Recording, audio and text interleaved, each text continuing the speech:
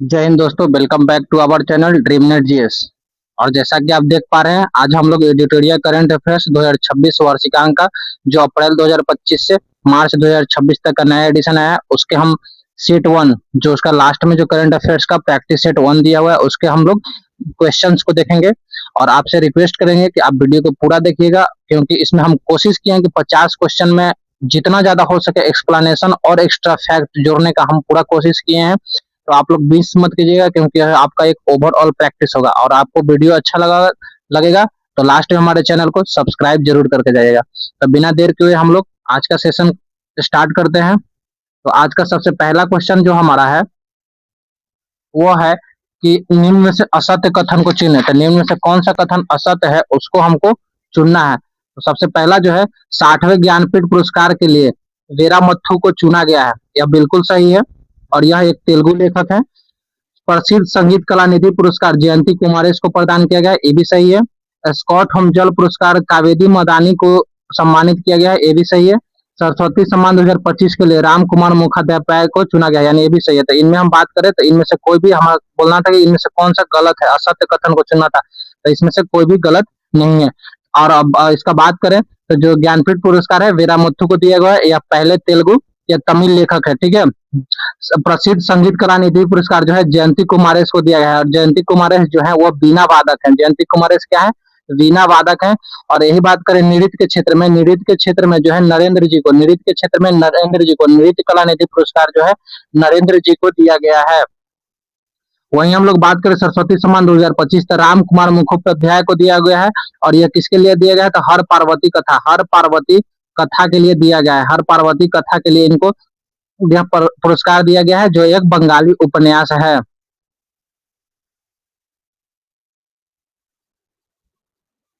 Next question की बात करें तो मयंक चक्रवर्ती पूर्वोत्तर क्षेत्र के पहले शतरंज का ग्रैंड मास्टर बन के, इनका संबंध किस राज्य से है? तो इनका संबंध जो है असम राज्य से। मयंक चक्रवर्ती का संबंध असम राज्य से है। और यह भारत के 94वें क्रम के ग्रैंड मास्टर बने थे, 94th क्रम के ग्रैंड मास्टर बने असम चक्रवर्ती। अभी जब हम वीडियो शूट कर रहे हैं उस समय एक और हमारे 95 नंबर के ग्रैंड मास्टर बन गए हैं, जिनका नाम है आर्यनक घोष।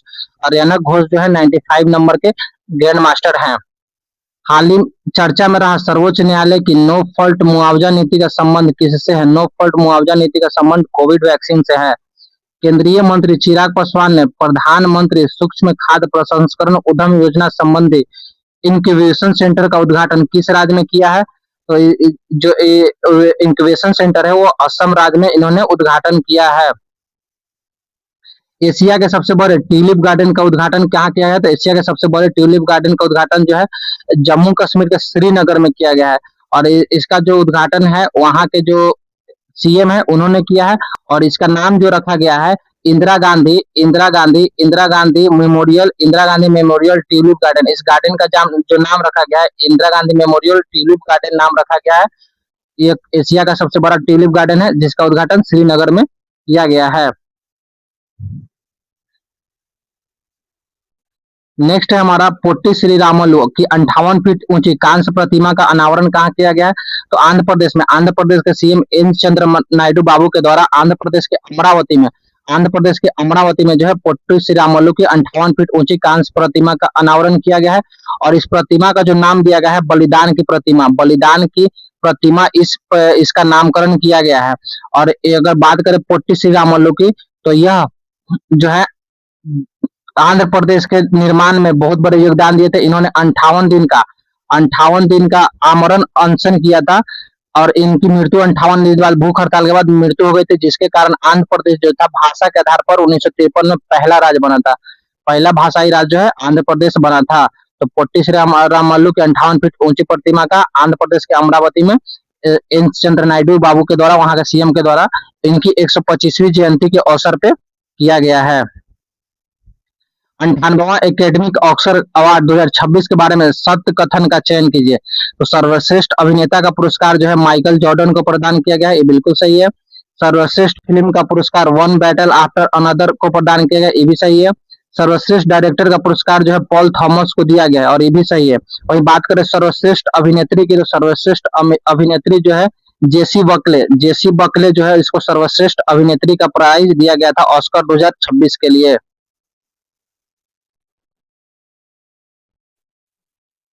नेक्स्ट क्वेश्चन है हमारा कि सूची एक को सूची दो से मिलाना है। तो गोधाम योजना जो है छत्तीसगढ़ से संबंधित है। भव्य योजना जो है वाणिज्य और उद्योग मंत्रालय से संबंधित है। वही दिव्यांग शक्ति योजना जो है आंध्र प्रदेश से संबंधित है। तो इसका ऑप्शन ए सही हो जाएगा। किस राज्य के लक्ष्मी नरसिम्हा स्वामी मंदिर में एक मध्यकालीन गजपति शिलालेख की खोज हुई है? तो जो गजपति शिलालेख है उसकी खोज जो है वह आंध्र प्रदेश में हुई है। और यह आंध्र प्रदेश में जो है यह शिलालेख जो है यह एक शिलालेख है जो तेलुगु भाषा से संबंधित है। किस भाषा से संबंधित है? तेलुगु भाषा से संबंधित है। और यह 15वीं शताब्दी का शिलालेख है। 15वीं शताब्दी का शिलालेख है। उस समय ओडिशा के जो राजा थे पुरुषोत्तम देव उनसे संबंधित है। पुरुषोत्तम देव ओडिशा के राजा जो है पुरुषोत्तम देव से संबंधित है। लक्ष्मी नरसिम्हा स्वामी मंदिर मध्यकालीन गजपति शिलालेख खोज हुआ है कहाँ? आंध्र प्रदेश में 15वीं शताब्दी के ओडिशा के जो असम के ओडिशा के जो शासक थे पुरुषोत्तम देव उनसे संबंधित है। सबसे कम उम्र में अरबपति बनने का नया रिकॉर्ड किस भारतीय ने अपने नाम किया? तो ये भारतीय मूल के हैं। सूर्यमिधा जो है भारतीय मूल के हैं और इन्होंने सबसे कम उम्र में अरबपति बनने का रिकॉर्ड हासिल किया है।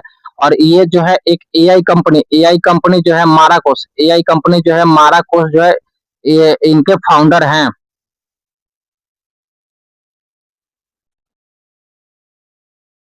नेक्स्ट है हमारा, ठीक है, तो इसरो के अनुसार जो है भारतीय नेविगेशन प्रणाली के अनुसार परमाणु घड़ी बंद हुई है। इसका संबंध किस उपग्रह से है? तो IRNSS F1 से संबंधित है। यानी Indian regional navy satellite system 1F से इसका संबंध है जो अपना परमाणु घड़ी बंद कर दिया है।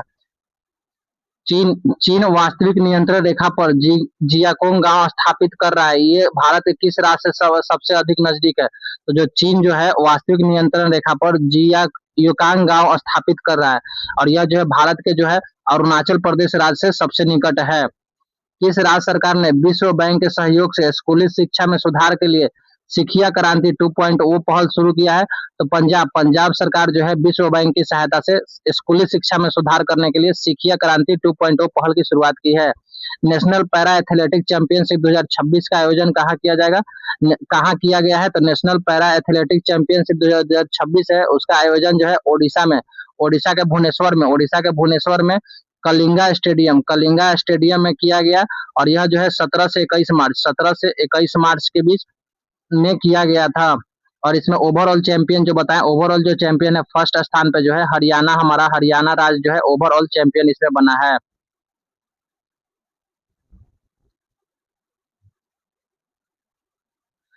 नेक्स्ट है हमारा सुप्रीम कोर्ट गोद लेने वाली माताओं के लिए कितने सप्ताह के अवकाश देने का आदेश दिया है? तो 12 सप्ताह का अवकाश लेने के लिए, मतलब जो भी माताएं जो होगी किसी बच्चे को गोद लेगी तो उनको भी अन्य की तरह जो पारंपरिक माँ जब जो बच्चे को जन्म देती है उनको जितने सप्ताह का छुट्टी मिलेगा उतना ही इनको ही छुट्टी मिलेगा। यानी 12 सप्ताह का अब इनको भी छुट्टी दिया जाएगा। नेक्स्ट क्वेश्चन है हमारा, हाल ही में धर्म की आजादी बिल 2026 किस राज्य के द्वारा पारित किया गया? हाल ही में धर्म की आजादी बिल 2026 है वह महाराष्ट्र सरकार के द्वारा पारित किया गया है। और ये बात करें कि एक छत्तीसगढ़ राज्य भी जो है धर्म स्वतंत्रता संशोधन विधेयक 2026 पारित किया है। धर्म स्वतंत्रता संशोधन विधेयक 2026 छत्तीसगढ़ भी पारित किया है। और किसके लिए? अवैध मतांतरण को रोकने के लिए पारित किया गया था। विश्व खुशहाली रिपोर्ट 2026 में भारत कौन से स्थान पर है? तो विश्व खुशहाली रिपोर्ट में भारत 116वें स्थान पर है। और पहले स्थान पर जो है फिनलैंड है। पहले स्थान पे कौन सा है? फिनलैंड है। और इसको जारी कौन करता है? तो UNSSDN United nation sustainable solution development network के द्वारा यह जारी किया जाता है। और भारत का रैंक 116 है। सेंट्रल बैंकिंग लंदन के द्वारा initiative of the year award से किस भारतीय बैंक को सम्मानित किया गया? तो सेंट्रल बैंक जो है लंदन है उसके द्वारा initiative of the year award से किस बैंक को सम्मानित किया गया है? तो RBI को। निम्न में से असत्य कथन को चुने। तो भारतीय सेना ने उत्तर प्रदेश के बबीना फील्ड रेंज में अमोघ ज्वाला अभ्यास किया है, यह सही है। नेक्स्ट है, भारतीय नौसेना ने ऑस्ट्रेलिया में आयोजित अभ्यास काकनाडू 2024 में शामिल हुआ, ये भी सही है। और इसमें जो है अभ्यास काकनाडू में भारतीय युद्धपोत नीलगिरी ने हिस्सा लिया था। कौन सा युद्धपोत? नीलगिरी हिस्सा लिया था। बहुराष्ट्रीय अभ्यास सी ड्रैगन 2026 का आयोजन गुआम द्वीप पे किया गया, यानी ये सब सही है, इनमें से कोई भी गलत नहीं है, असत्य कथन कोई भी नहीं है, ये सब सही है, पहला भी सही है, दूसरा भी सही है और तीसरा भी सही है। नेक्स्ट क्वेश्चन है हमारा कि निम्न से कहा सिंजुबु चोराइबो नव वर्ष मनाया गया। सिंजुबु चोराइबो नव वर्ष जो है मणिपुर में मनाया गया। भारतीय भूवैज्ञानिक सर्वेक्षण ने किस राज्य के कलिंजर किले के इलाके में भारत राष्ट्रीय भू विरासत स्थल घोषित किया है, यानी जो भारतीय भूवैज्ञानिक सर्वेक्षण जो है उसने किस राज्य में कलिंजर किले के इलाके को राष्ट्रीय भू विरासत स्थल घोषित किया है, तो उसने उत्तर प्रदेश के कलिंजर किले में। अब यह है कि सूची वन से सूची दो को मिलाना है। ठीक है, तो आदि पर्व उत्सव कहाँ मनाया गया, तो छत्तीसगढ़ में आदि पर्व उत्सव छत्तीसगढ़ में। वहीं बात करें पेंचू डोला उत्सव जो है ओडिशा में। चापचर कूट उत्सव मिजोरम में और मूलगोई केलबाई पेट उत्सव जो है गोवा में मनाया गया था। नेक्स्ट है हमारा औपचारिक रूप से विश्व स्वास्थ्य संगठन से किसने अपनी सदस्यता वापस ले ली है, तो अर्जेंटीना। अर्जेंटीना जो है विश्व स्वास्थ्य संगठन से अपनी सदस्यता वापस ले ली है। नेक्स्ट है हमारा फ्रांस के legion of honour commander rank से सम्मानित होने वाले पहले भारतीय राजदूत कौन बने हैं, तो पहले भारतीय राजदूत जो बने हैं वो जावेद अशरफ बने हैं और यह अवार्ड पाने वाले ये 8वें भारतीय है, जबकि एज ए राजदूत यह पहले है। एज ए राजदूत जो है इस अवार्ड को पाने वाले पहले हैं, लेकिन अगर जब भारतीय यह 8वें है, तो legion of honour commander rank से सम्मानित होने वाले फ्रांस का एक अवार्ड है, जावेद अशरफ बने हैं। भारत के प्रधानमंत्री ने लोअर कोपिली जल विद्युत परियोजना का उद्घाटन कहाँ किस राज्य में किया है, तो असम राज्य में कोपिली जो है एक ब्रह्मपुत्रा की सहायक नदी है। कोपिली जो है ब्रह्मपुत्रा की सहायक नदी है और इसी के यहीं पे लोअर कोपिली जल विद्युत परियोजना का उद्घाटन किया गया नरेंद्र मोदी के द्वारा असम राज्य में। Institute for economic and peace के द्वारा जारी ग्लोबल टेररिज्म इंडेक्स 2026 में भारत कौन से रैंक पर है, तो ग्लोबल टेररिज्म इंडेक्स में भारत जो है 13वें रैंक पे आ गया है। पिछले वर्ष भारत 11वें रैंक पे था और इसने 2 अंकों के सुधार के साथ 13वें रैंक पर आ गया है। और बात करें पहले रैंक का, तो पहले रैंक पे हमारा पाकिस्तान है। पहले रैंक जो है टेररिज्म इंडेक्शन में किसका है, पाकिस्तान का। निम्न में से किसने सबसे तेज 7 ज्वालामुखियों की चोटियों पर चढ़ाई कर गिनीज रिकॉर्ड बनाया है, भूपति राजू वर्मा जो है सबसे तेज 7 ज्वालामुखी चोटी पर चढ़ाई करके गिनीज रिकॉर्ड बनाया है। वही बात करें काम्या कार्तिकेयन के, तो यह 7 महाद्वीप की सबसे ऊंची चोटी पर चढ़ाई करने वाली सबसे कम उम्र की पर्वतारोही है काम्या कार्तिकेयन। नेक्स्ट है हमारा कि निम्न से किसने प्रारंभ 2026 जागरूकता अभियान लॉन्च किया। प्रारंभ 2026 जागरूकता अभियान जो है वित्त मंत्रालय के द्वारा ऑप्शन डी वित्त मंत्रालय के द्वारा लॉन्च किया गया है।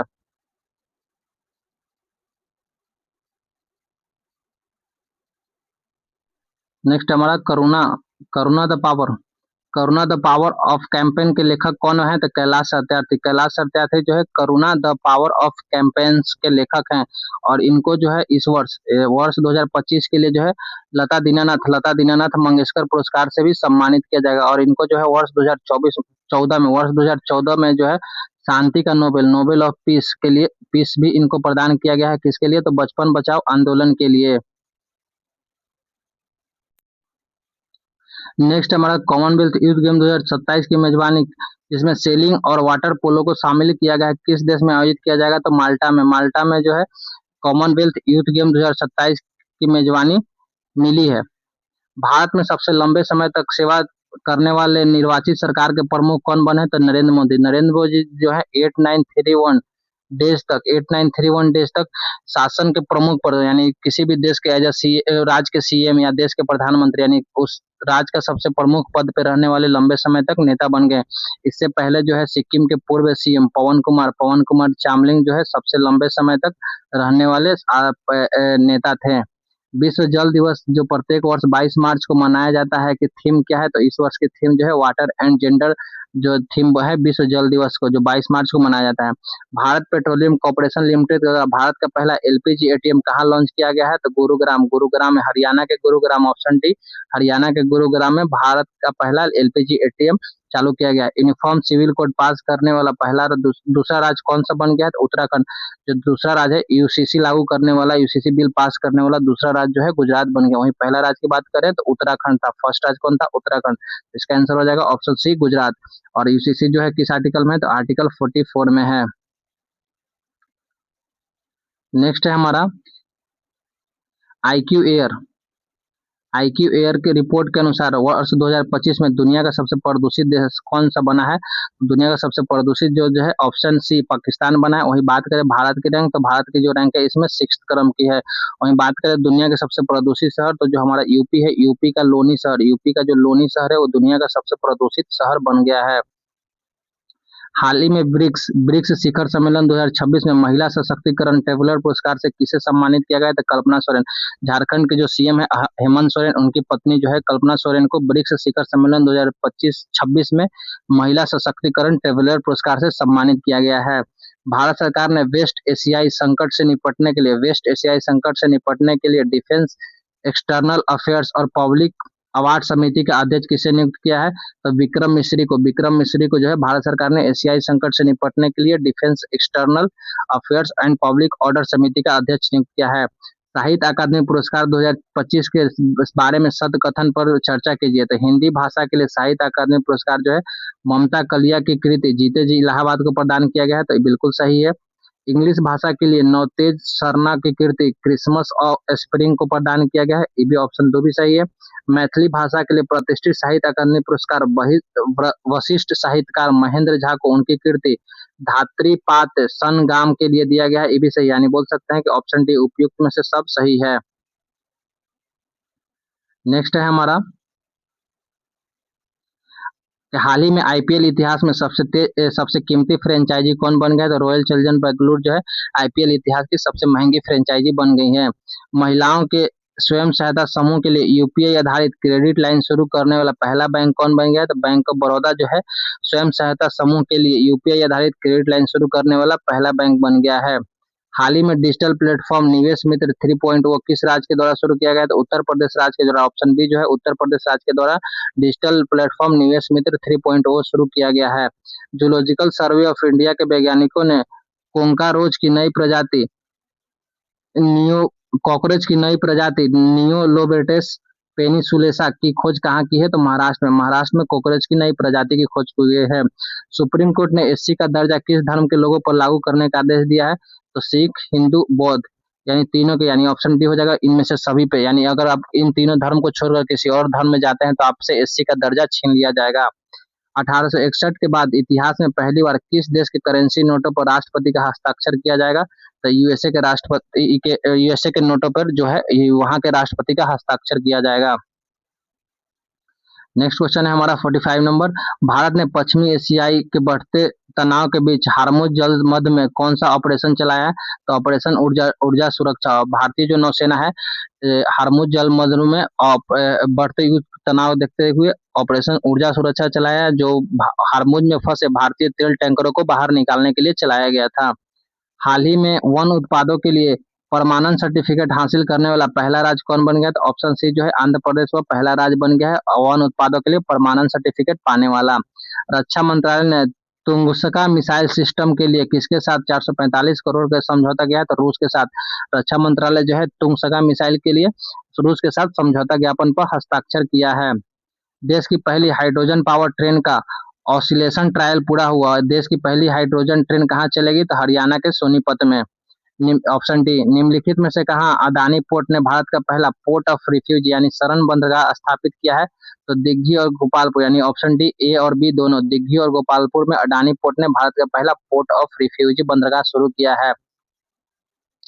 आज का लास्ट क्वेश्चन है हमारा कि ऐप और उसके जारीकर्ता, ऐप और पोर्टल दिया गया है और उसके जारीकर्ता के साथ मिलाना है। तो साथी ऐप जो है शिक्षा मंत्रालय के द्वारा शुरू किया गया है। वहीं ई स्वात धाम पोर्टल जो है उत्तराखंड सरकार के द्वारा, अभया पोर्टल जो है हरियाणा पुलिस के द्वारा, और PRISM प्राइम्स SG पोर्टल जो है नितिन गडकरी और अश्विनी वैष्णव के द्वारा चालू किया गया है। तो ये था हमारा आज का लास्ट क्वेश्चन। तो इसी के साथ हमारा आज का एडिटोरियल करंट अफेयर्स के सेट 1 का क्वेश्चन समाप्त होता है। और जैसा कि हमने शुरू में बोला था, अगर आपको वीडियो अच्छा लगा होगा तो हमारे वीडियो को लाइक कर दीजिएगा और चैनल को सब्सक्राइब कर दीजिएगा, क्योंकि हमने अपना पूरा कोशिश किया है कि 50 क्वेश्चन में बहुत सारे अलग से फैक्ट जोड़ने का, आपको ऑप्शन के साथ जोड़ने का। तो अगर इसी तरह के आप और भी वीडियो चाहते हैं तो हमारे चैनल ड्रीम नेट जीएस को सब्सक्राइब कर दीजिएगा, क्योंकि आपके एक सब्सक्राइब से ही हमको सपोर्ट मिलता है और आगे वीडियो बनाने का मनोबल बढ़ता है। तो मिलते हैं हम तब तक नेक्स्ट वीडियो में, तब तक के लिए जय हिंद जय भारत।